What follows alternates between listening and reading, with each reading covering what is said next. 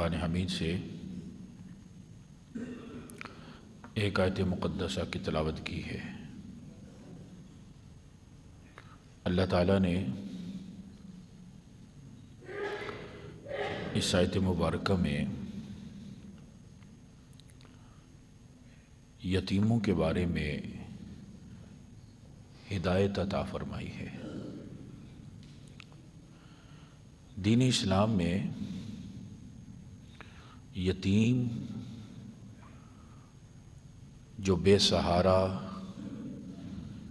کہ جس کی سرپرستی یا پرورش کرنے والا باپ جو دنیا سے چلا جاتا ہے، اللہ نے اس یتیم کو بہت سہارا دیا ہے، کیونکہ دین اسلام کا ایک مزاج ہے کہ دین اسلام بے سہاروں کو سہارا دیتا ہے، اور اللہ تعالیٰ جس کا کوئی نہیں ہے اللہ اس کا ساتھ دیتا ہے۔ جناب نبی اکرم صلی اللہ علیہ وآلہ وسلم کو بھی اللہ نے یتیمی کی حالت میں مبعوث فرمایا، پیدا فرمایا، تو گویا کہ جتنے بھی یتیم بچے اور بچیاں ہیں ان کو ایک سہارا یہ مل گیا کہ اللہ کا آخری جو نبی جو سرکار دو عالم صلی اللہ علیہ وسلم ہے وہ بھی یتیم تھے، اور اللہ نے یتیموں کے سر پر جو تاج رکھ دیا اپنے آخری نبی کو یتیمی کے حالت میں پیدا فرما کر، یہ اتنا بڑا اعزاز ہے کہ جس اعزاز کے سامنے سب کچھ کم ہے۔ دین میں اصل میں یتیم ہوتا کون ہے؟ ایک تو یتیم کے بارے میں ہم جانتے ہیں کہ یہ یتیم وہ ہوتا ہے کہ جس کے والد کا سایہ سر پر نہ ہو، انتقال ہو جائے۔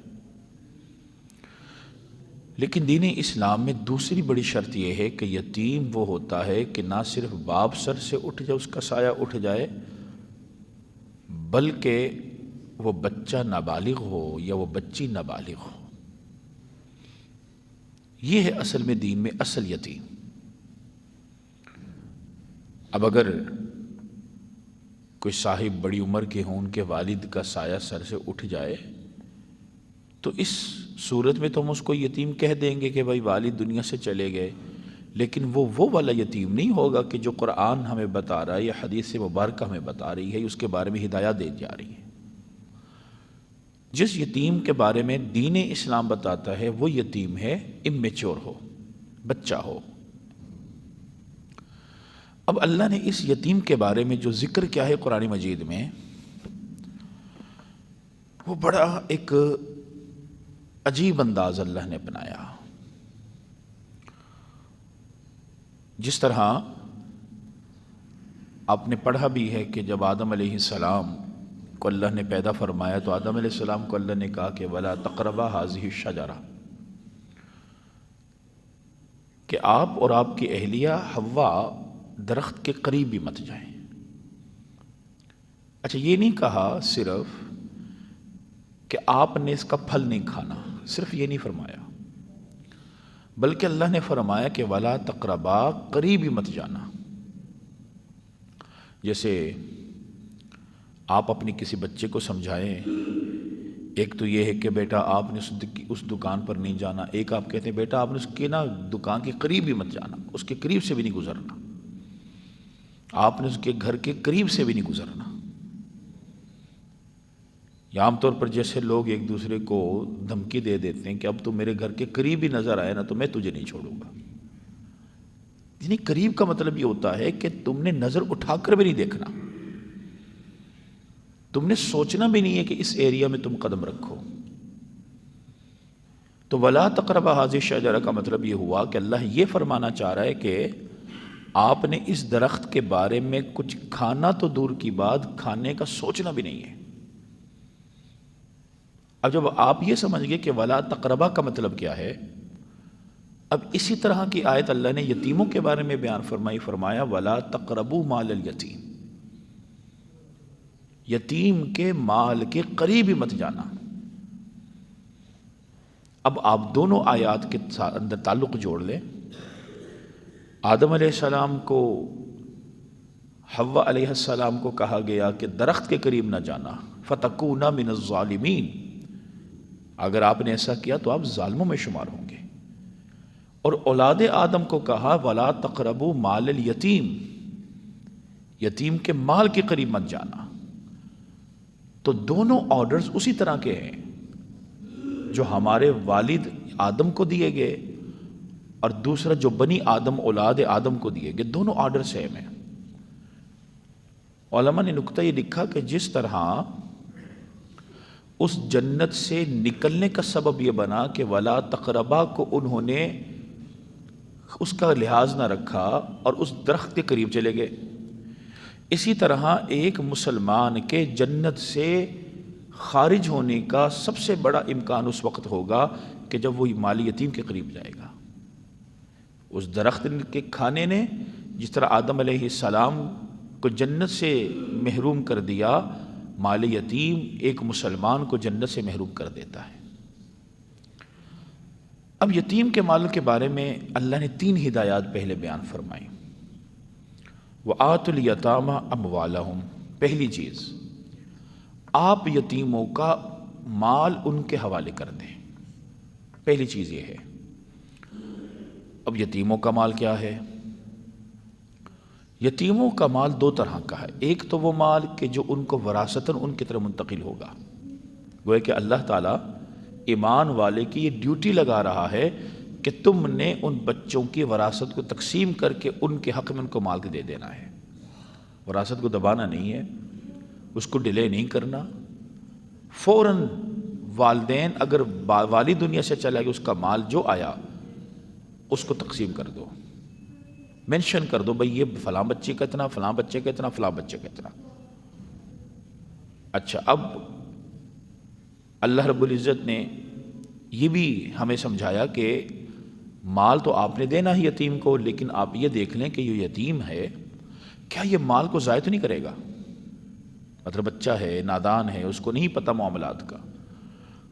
تو آگے 2-3 آیات کے اندر اللہ نے فرمایا کہ وَلَا تُؤْتُوا السُّفَهَاءَ أَمْوَالَكُمْ، ہاں تم یہ دیکھتے ہو کہ یتیم نادان ہے، بچہ ہے، تو ایسا کرو اس کا مال اس کے نام پر ہی تم رکھ لو امانتاً، اس کے ہینڈ اوور نہ کرو۔ الَّتِي جَعَلَ اللَّهُ لَكُمْ قِيَامًا، اور یہ وہ مال کہ جسے اللہ تعالیٰ نے تم لوگوں کے لیے معیشت کا سبب بنایا۔ اب تم نے کیا کرنا ہے؟ وَارْزُقُوهُمْ، ہاں ان یتیم بچوں کو کھلاؤ اس مال سے، ان کا خرچہ پانی جو بھی ہے، کھانا پینا، بھئی تم اس مال سے ان کو دو۔ وَاكْسُوهُمْ، کپڑے وغیرہ ان یتیم بچوں کے تم لے سکتے ہو اس مال سے۔ وَقُولُوا لَهُمْ قَوْلًا مَعْرُوفًا، اور تم بات جب کرو ان سے اچھے انداز سے بات کرنا۔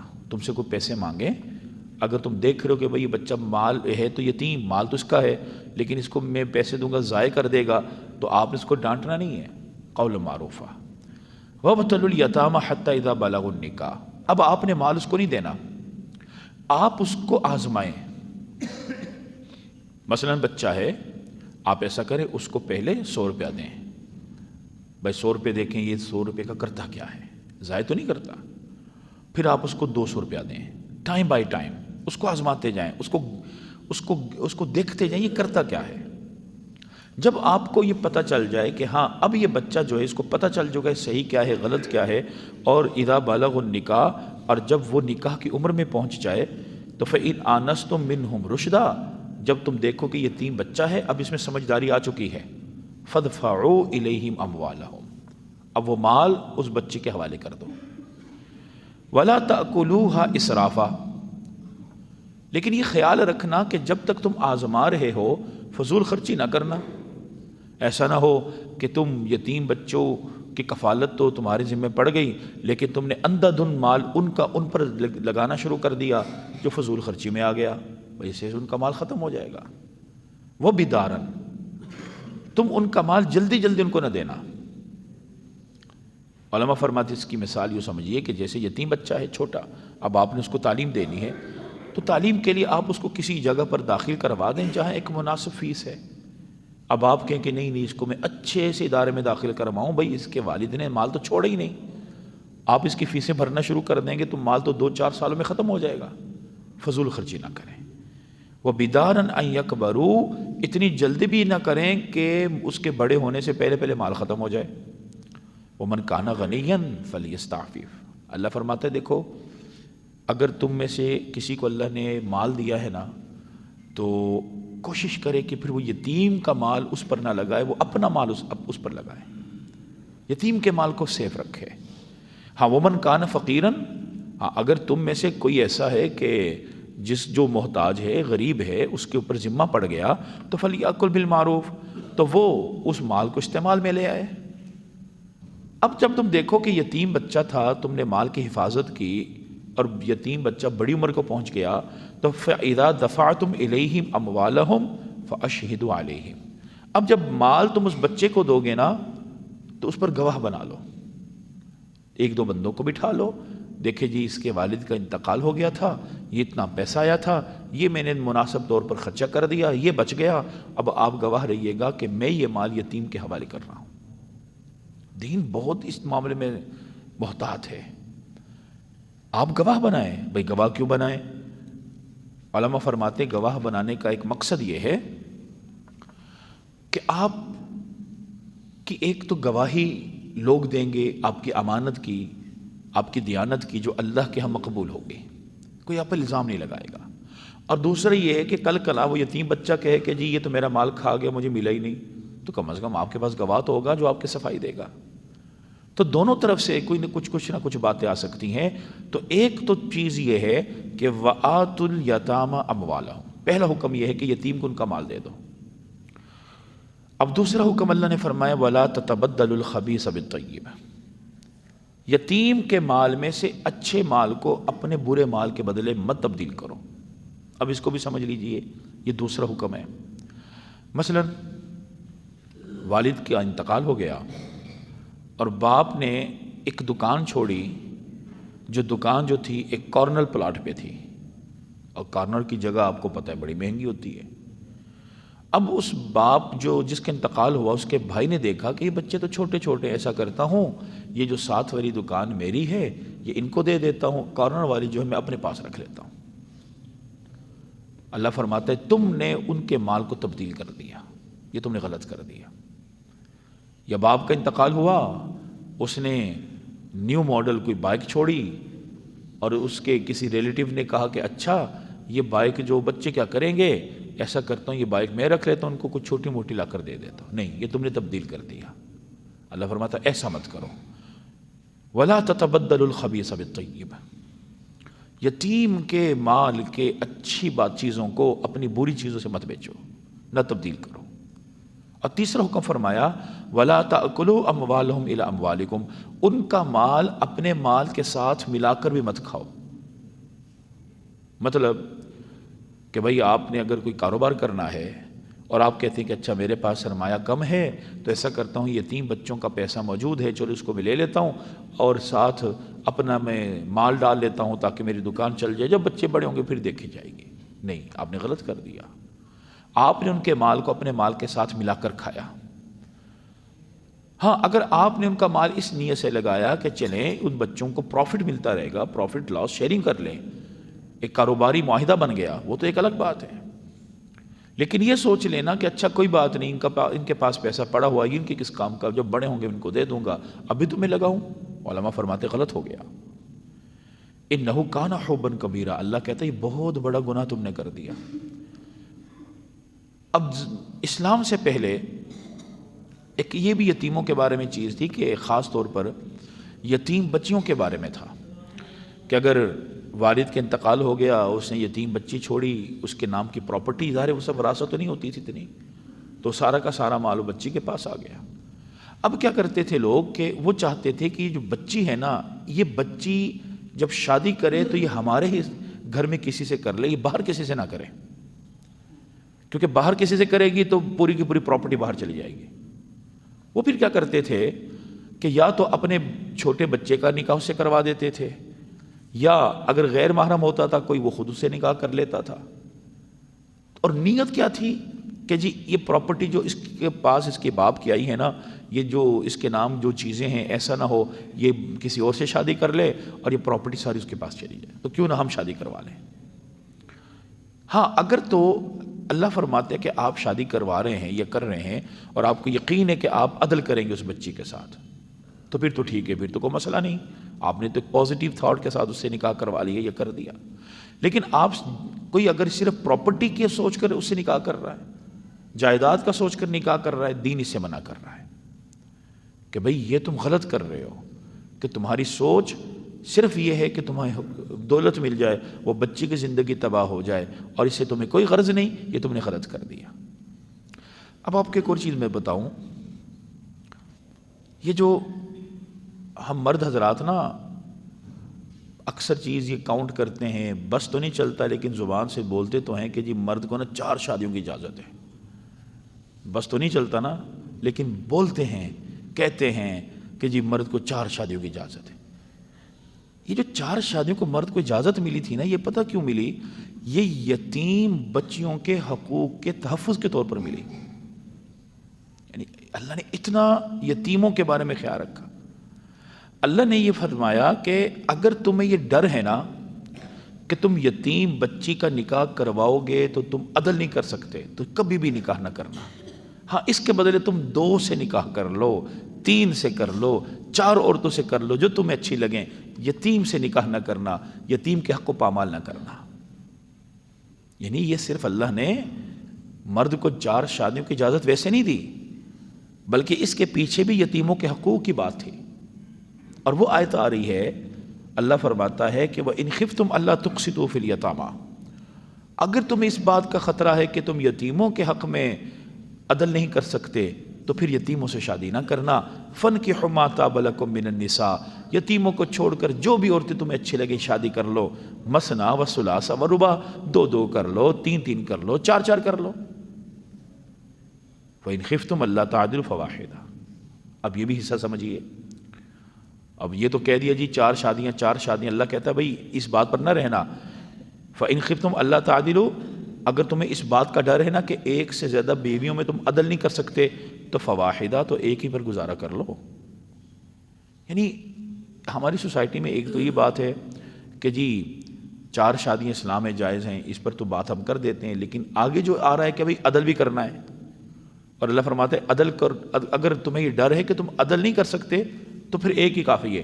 اچھا یہ حصہ جو ہے یہ اکثر لوگ بھول جاتے ہیں، پہلے حصے کو وہ بڑا بول دیتے ہیں کہ بھئی اسلام 4 شادیوں کی بات کرتا ہے. ہاں عدل کر سکتے تو پھر تو ٹھیک ہے. اور یہ 4 شادیوں کی بھی اجازت ان یتیموں کے صدقے اللہ نے دی ہے کہ تم یتیم کے حق کو پامال نہ کرنا. اللہ فرماتا ہے کہ ذالک ادنیٰ اللہ تعولوا، یہ زیادہ مناسب ہے کہ تم یہ کام کر لو، 2 سے کر لو، 3 سے کر لو، 4 سے کر لو، کیونکہ جب تم عدل نہیں کر سکو گے تو پھر تو مسئلہ بن جائے گا، تم یتیموں کے ساتھ پھر ان کے حق کو پامال کرو گے. تو دین اسلام نے اتنا یتیموں کے بارے میں ہمیں یہ تلقین کی ہے. ہمارے پیارے نبی صلی اللہ علیہ وسلم نے تو واضح طور پر فرمایا کہ میں اور یتیم کی نگہداشت کرنے والا بہشت میں ایک ساتھ ہوں گے. پھر ہمارے نبی نے ایسے 2 انگلیاں کی، ایک یہ والی، ایک اور فرمایا جس طرح یہ 2 انگلیاں ملی ہیں ایسے میں اور یتیم کی پرورش کرنے والے جنت میں ہوں گے. آقا علیہ الصلوۃ والسلام کی یہ گارنٹی ہے. آج کے زمانے میں یہ بڑا ایک محتاط حصہ ہے، محتاط چیپٹر آپ کہہ لیں، کیونکہ جب انسان دنیا سے جاتا ہے تو اگر وہ سرکاری ملازم ہے تو اس کو تو ٹھیک ٹھاک اس کا پیسہ آ جاتا ہے، اور جب پیسہ آ جاتا ہے تو پھر بعض لوگوں کی نیتیں خراب ہو جاتی ہیں. تو اس لیے اسلام نے منع کیا کہ ایسا مت کرنا.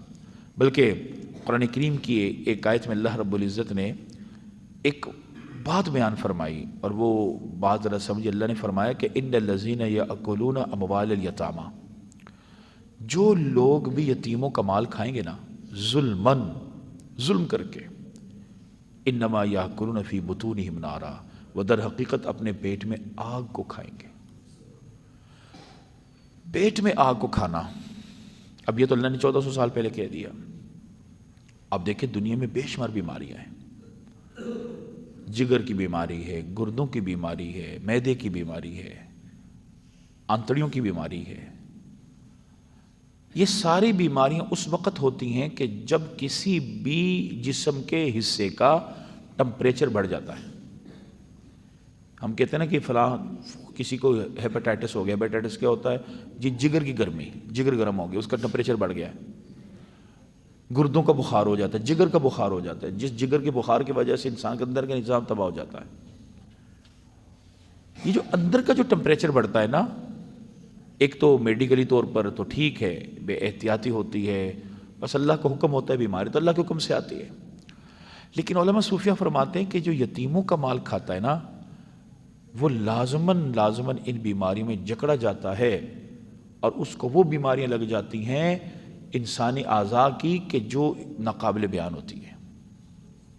یہ جو نارا کا لفظ ہے نا، یہ بڑا سخت لفظ ہے. اللہ فرماتا ہے وہ اپنے پیٹ میں آگ کھاتے ہیں. اس کا مطلب ہے آگ جو اندر کو جلا دیتی ہے، اندر کو تباہ کر دیتی ہے. تو یتیم کا مال وہ جتنا کھائیں گے تو یہ تو لگ رہا ہے کہ وہ بڑا مزہ لے کر کھا رہے ہیں، لیکن اصل میں وہ آگ کھا رہے ہوتے ہیں. اندر کے تمام عضو تباہ ہو جاتے ہیں. وَسَيَصْلَوْنَ سَعِيرًا، اللہ فرماتا ہے ان قریب ایسے لوگوں کو ہم جہنم میں ڈال دیں گے. تو اس لیے ہمارے پیارے نبی صلی اللہ علیہ وآلہ وسلم کے پاس ایک صحابی آئے اور کہا کہ یا رسول اللہ،